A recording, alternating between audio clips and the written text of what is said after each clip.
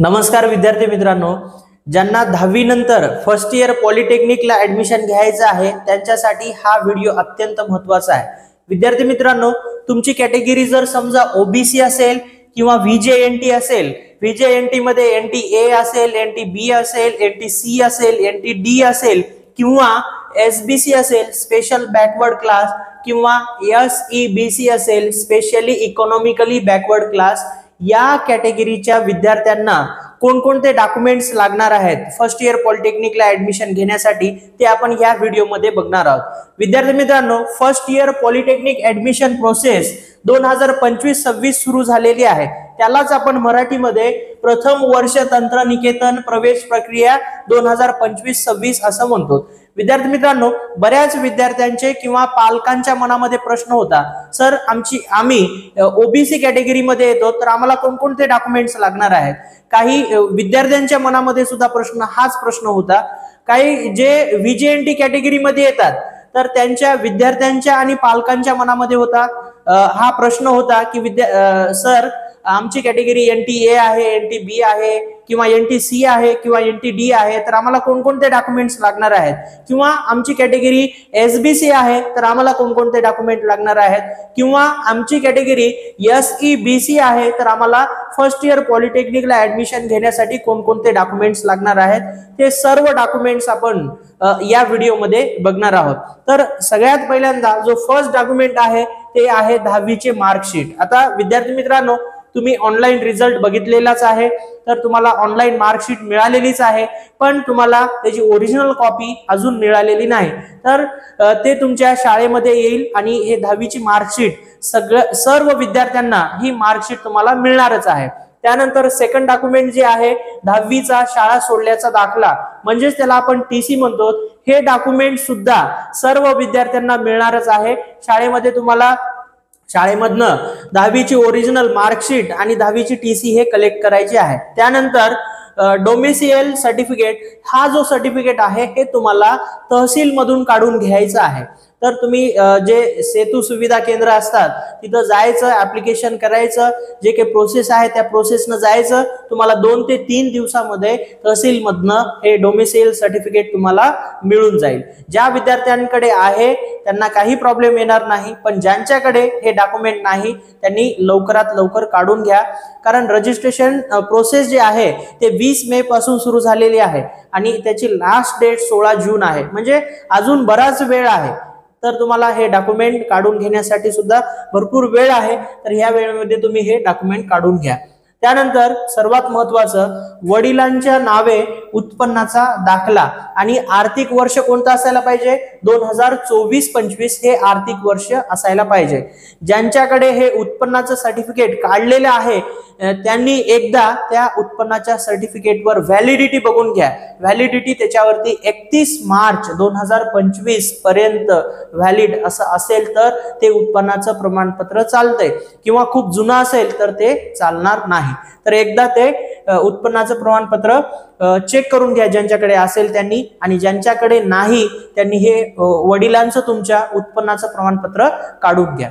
त्यानंतर आधार कार्ड तर सगळ्यांकडेच असणार आहे, आधार कार्ड साठी काही प्रॉब्लेम तुम्हाला येणार नाही। त्यानंतर पासपोर्ट साईज कलर फोटो, हे लेटेस्ट मधले आता बरेच विद्यार्थी म्हणत आहेत, सर आमच्याकडे 10वीची जेव्हा परीक्षा दिलं तेव्हा हॉल तिकीट साठी फोटो लागत होता, ते फोटो आमच्याकडे आहेत, तर ते फोटो चालत नाहीत। आता लेटेस्ट फोटो काढून घ्या। आता तुम्हाला हे कलर फोटो ऍडमिशन प्रोसेस साठी लागणार आहे। त्यानंतर जेव्हा तुम्ही फर्स्ट इयर पॉलिटेक्निक कॉलेजला ऍडमिशन घ्याल तेव्हा तुम्हाला आयडेंटिटी कार्ड तुमचा तयार होतो, तर त्या आयडेंटिटी कार्ड साठी तुमचा फोटो लागणार आहे। त्यानंतर लायब्ररीमध्ये तुम्हाला बुक घेण्यासाठी तुमचं त्या ठिकाणी कार्ड तयार होते, त्या कार्ड वरती तुमचा फोटो असतो, तिथं तुम्हाला फोटो लागेल।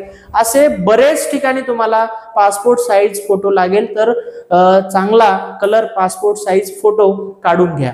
त्यानंतर जातीचा दाखला, आता तुमची जी कॅटेगरी आहे, जर ओबीसी कॅटेगरी मध्ये तुम्ही येत असाल, ओबीसी मध्ये जे सब कॅटेगरीज आहेत तर त्याचं तुम्हाला कास्ट सर्टिफिकेट म्हणजे जातीचं प्रमाणपत्र, कास्ट सर्टिफिकेट तुम्हाला किंवा जातीचा दाखला काढून घ्यायचा आहे. आता बऱ्याच विद्यार्थ्यांकडे हे कास्ट सर्टिफिकेट नसते, तर तुम्हाला आता वेळ आहे, या वेळेमध्ये काढून घेऊन या पॉलिटेक्निक ऍडमिशन प्रोसेस मध्ये तुम्ही रजिस्ट्रेशन वगैरे तुम्ही पूर्ण करू शकता आणि ऍडमिशन घेऊ शकता. तर विद्यार्थी मित्रांनो, त्यानंतर ज्यांची कॅटेगरी VJNT आहे, NT A असेल, NT B असेल, NT C असेल, NT D असेल आणि याच्यामध्ये जे काही सब कॅटेगरी येतात, तर त्या कॅटेगरीचं तुमच्याकडे कास्ट सर्टिफिकेट असणं आवश्यक आहे.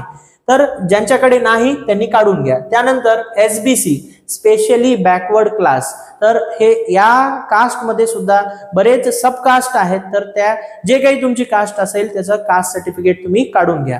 त्यानंतर SEBC specially economically backward class, आता या कॅटेगरीमध्ये जे काही सब कास्ट येतात तर ते सर्व तुम्ही त्याचं कास्ट सर्टिफिकेट काढून घ्या. ज्यांच्याकडे आहे त्यांना काही प्रॉब्लेम येणार नाही, पण ज्यांच्याकडे नाही त्यांना प्रॉब्लेम येऊ शकतो. तर विद्यार्थी मित्रांनो, आता ह्या ठिकाणी मी जे काही इथं कॅटेगरी लिहिलेल्या आहेत या सर्व कॅटेगरीला नॉन क्रिमिलियर सर्टिफिकेट लागणार आहे आणि हे कंपल्सरी आहे. बऱ्याच विद्यार्थ्यांचा प्रश्न असतो, सर नॉन क्रिमिलियर नसेल तर मग तुम्हाला ओपन मधून ऍडमिशन करावं लागेल. त्यामुळं कास्ट सर्टिफिकेट आणि नॉन क्रिमिलियर हे अत्यंत महत्वाचं आहे. नॉन क्रिमिलियर तर बरेच ज्यांच्याकडे कास्ट असेल काही विद्यार्थ्यांकडे, पण नॉन क्रिमिलियर नसेल तर नॉन क्रिमिलियर तुम्ही सर्व विद्यार्थ्यांनी ह्या कॅटेगरीमध्ये जेवढे विद्यार्थी येतात त्यांनी नॉन क्रिमिलियर तुम्हाला काढून घ्यायचं आहे. कारण की नॉन क्रिमिलियर आणि कास्ट सर्टिफिकेट या सर्व कॅटेगरीला लागणार आहे. तर पॉलिटेक्निक फर्स्ट इयर ऍडमिशन घेण्यासाठी तुम्हाला हे सर्व डॉक्युमेंट्स लागणार आहेत. याच्या व्यतिरिक्त तुम्हाला काहीही लागणार नाही. आता फक्त तुम्हाला पुन्हा कॉलेजमध्ये गेल्यानंतर एक अकाउंट नंबर एक लागेल तुमचं आणि ते आधार कार्डशी तुम्हाला लिंक करायचं आहे. असेल आता तर तुम्ही लिंक करून घ्या.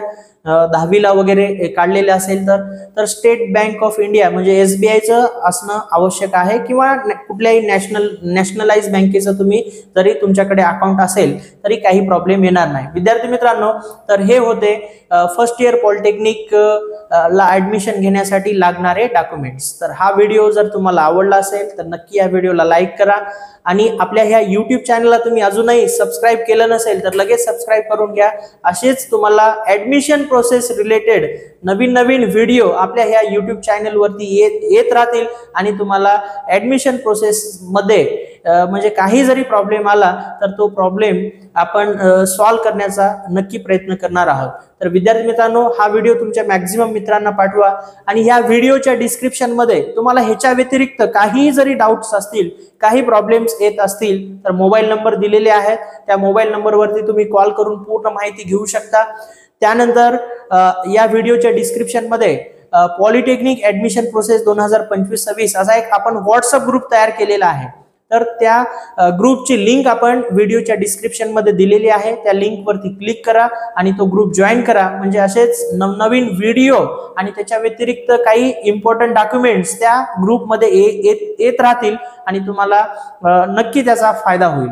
विद्यार्थी मित्रांनो, आपले ऑनलाईन क्लासेस पण आहेत मेड फॉर पॉलिटेक्निक. तर ह्या मेड फॉर पॉलिटेक्निक क्लासेसच्या ऍपची लिंक सुद्धा आपण व्हिडिओच्या डिस्क्रिप्शन मध्ये दिलेली आहे. एकदा त्या लिंक वरती क्लिक करा आणि ते आपल्या क्लासचा ऍप पूर्ण तुमची इन्फॉर्मेशन त्याच्यामध्ये भरा आणि आपल्या क्लासचा ऍप डाउनलोड करून घ्या. म्हणजे तुम्ही ऍडमिशन घेतल्यानंतर ऑनलाईन क्लासेस आहेत तर ह्या क्लासेसचा तुम्हाला नक्की फायदा होणार आहे. तर विद्यार्थी मित्रांनो, या व्हिडिओमध्ये आपण इथंच थांबूया. पुन्हा भेटूया नेक्स्ट व्हिडिओमध्ये. तोपर्यंत जय हिंद, जय महाराष्ट्र.